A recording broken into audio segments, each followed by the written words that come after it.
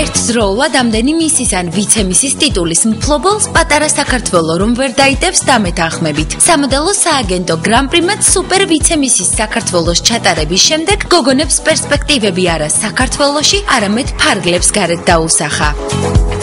კონკურსი ტარდება პერიოდულად 2006 წლიდან. ეხლა ტარდება ახალი სახელწოდებით სუპერ მის საქართველო. და კონკურსის გამარჯვებული დედოფალი გაემგზავრება ინდოეთში, ბოლივუდში. მართალია ის არც ევროპაა, არც შეერთებული შტატები და არც იაპონია, თუმცა ბოლივუდს ჩვენი დასაწუნი ნამდვილად არაფერი სჭირს. სამოდელო სააგენტო გრან-პრის აქვს ხელშეკრულება გაფორმებული ინდოეთში, ქალაქ ბომბეიში. გოგონები აქტიურად მონაწილეობენ სარეკლამო რგოლებში.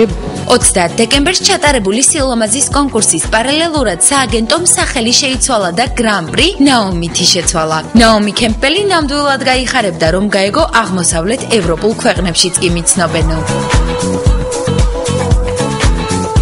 არათუ იცნობენ მის საპატივცემულოდ სააგენტოებს სახელებსაც კი უცვლიან. ჩვენების პარალელურად სააგენტოს ახალი პრეზიდენტი დასახელდა. თაკო მუჯირიშვილს ბოლივუდური მოღვაწეობა ქართული თანამდებობით დაუფასეს. ის გოგონების პერსპექტივებზე ქვეყანაში და მის ფარგლებს გარეთ თავად იზრუნებს. რაც შეეხება თავად კონკურსს, მონაწილეები საქართველოს სხვადასხვა კუთხეებს წარმოადგენდნენ. გამარჯვებულები სამასაკობრივ კატეგორიაში გამოვლინდნენ. კონკურსანტთა სილამაზეზე ზრუნვა სილამაზის ცენტრმა NB-აკამ აიღო თავზე და ფინალისტები დააჯილდოვა. გამარჯვებულს გადაეცემა მონპლატინის ფილმის DSM-ის კოსმეტოლოგიური ნაწარმი მკვდარი ზღვის.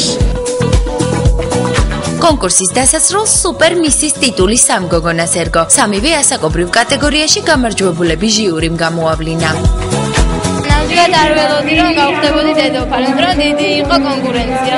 ძალიან მიხარია და ასევე ვილოცავ ყველა კონკურსს და ძალიან მიხარია. ჩემი აზრით მე იმიტომ გავიმარჯვე რომ ძალიან კარგად გავედია. რომ კარგად დავდიოდი მასწავლებელიც მე მეუბნებოდა ძალიან კარგად არიხარ და გავიმარჯვე. 2010 წელი მორიგმა სილამაზის კონკურსმა დაასრულა. სხვა რომ არაფერი ვთქვათ, მხოლოდ ისიც დასაფასებელია, რომ მისების ტიტულის მფლობელები ახალ 2011 წელს გახარებულები შეხვდნენ.